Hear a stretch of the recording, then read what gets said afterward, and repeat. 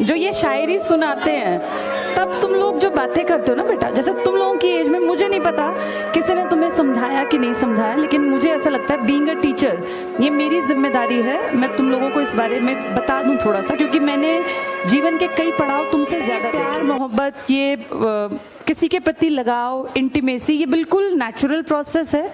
इसमें ऐसा नहीं है कि सिर्फ तुम ही इस उम्र से गुजर रहे हो, तुम्हारे पेरेंट्स, तुम्हारे दादा दादी, हम, अब अगली पीढ़ी तुम, ये एक एहसास है।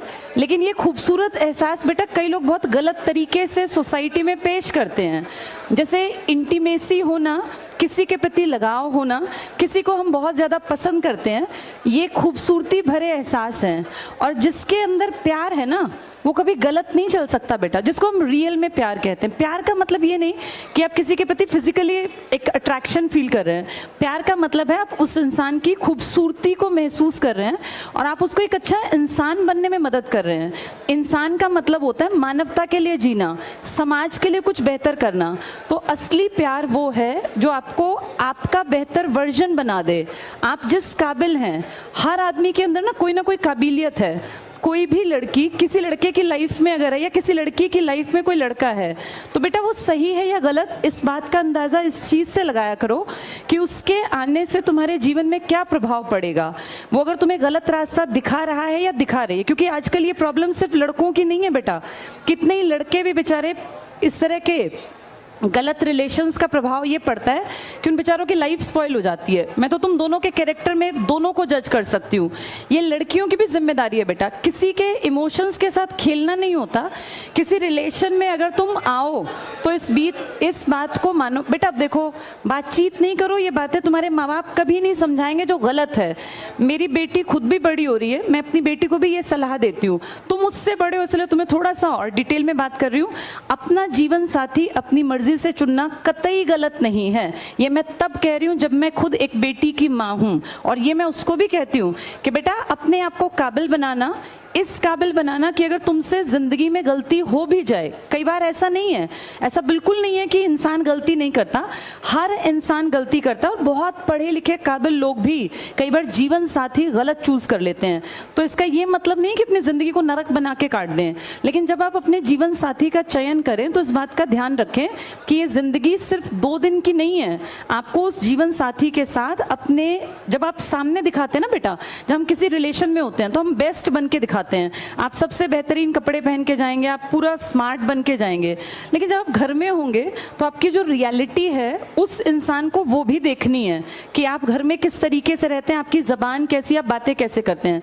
तो इसलिए किसी रिलेशनशिप में जब आओ तो इस बात को समझ के आना कि ये 4 दिन निभाने का रिश्ता नहीं है, ये जिंदगी भर निभाना है। और इसके बाद आपकी जो अगली पीढ़ी तैयार होगी, आप दोनों के अंदर वो गुण होने चाहिए जो अच्छे इंसान हम समाज को देके जाएं।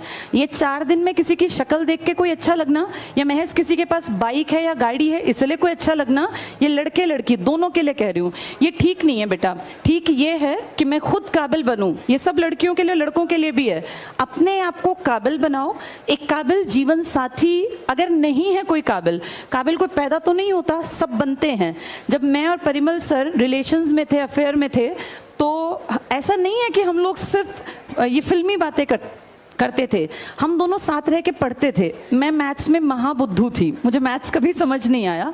ये कहीं ना कहीं मेरा एक बचपन में एक डर बैठ गया था मैथ्स के टीचर का, जबकि मैं बाकी सब सब्जेक्ट्स में बहुत परफेक्ट थी। मेरे साइंस में 100 में से 95 नंबर थे। तब CBSE में 25 नंबर का इंटरनल पेपर होता था और 75 नंबर का बाहर का। मैं आपको ये बताना चाह रही हूँ कि जो कमजोरी थी ना, मैंने अपने, जब मेरा और सर का अफेयर था तो उस कमजोरी को बेहतरी बनाया। मेरे DSSB में 20 में से 20 नंबर का मैथ्स आता था, अभी भी 20 का ही आता है वहां, मेरे 12 नंबर आ गए थे, 12 या 14 के आसपास।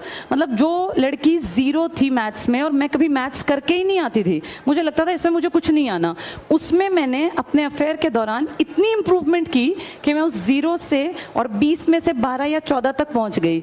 ये बता रही हूँ आपको कि आप जिस रिलेशन में है ना, वो आपके बेस्ट को बाहर निकाले तो आप सही इंसान के साथ हैं। और अगर आप किसी भी लड़की के साथ हैं या किसी लड़के के साथ हैं जो आपको पढ़ाई से हटा रहा है, तो ये रिलेशन आपके फायदे का नहीं है बेटा। कभी भी दो लोग जब एक रिश्ता उनके बीच में है तो उस रिश्ते में दोनों की बराबरी होनी चाहिए और वो दोनों का बेस्ट बाहर निकाले।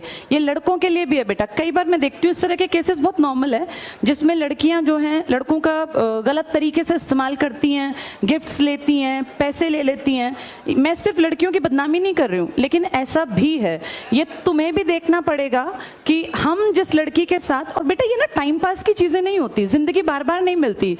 ये 20 से लेके और 25 साल तक आपका करियर बिल्डिंग का भी टाइम होता है मेन, और इसी टाइम पे एक नेचुरल प्रोसेस है, आपको ऑपोजिट जो भी होगा वो पसंद भी आएगा। तो इस चीज में एक बैलेंस बना के चलना आपकी जिम्मेदारी है। लड़कियां किसी भी रिश्ते में तब बंधें जब वो उसको निभा सकें। ऐसा ना हो आप किसी के साथ बहुत ज्यादा इंटीमेसी में है, रिलेशन में है, फिर जब आपको एक स्टेज पे आके आप कहें कि नहीं मुझे अपने पेरेंट्स के अकॉर्डिंग चलना पड़ेगा। पेरेंट्स के अकॉर्डिंग चलने में बुराई नहीं है, पर बेटा किसी भी रिश्ते में किसी को इतना हद तक इन्वॉल्व ना करना जिससे उसके परिवार का जीवन तबाह हो। कई बार ऐसा सुनने में आता है किसी लड़के ने सुसाइड कर लिया। किसी लड़की के लिए मरने की किसी को जरूरत नहीं है, ना ही किसी, लड़कियां वैसे मरती भी नहीं है, लड़के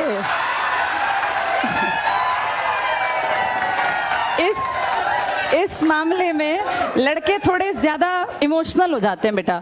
जैसे कई बार हम सोचते हैं कि लड़कियां इमोशनल हैं, लड़के भी बहुत इमोशनल होते हैं। और मैंने तो लड़कों को अपने लाइफ में हर रूप में देखा, पिता के रूप में, भाई के रूप में, हस्बैंड के रूप में, बेटे के रूप में। इसलिए मैं बता रही हूँ कि किसी के इमोशंस के साथ खिलवाड़ नहीं करना चाहिए। पहले ये कहानी सिर्फ लड़कों के बाट पर थी कि लड़के ऐसा करते हैं, लेकिन आज हम देखते हैं बहुत सारे रिलेशंस में लड़कियां भी गलत हैं।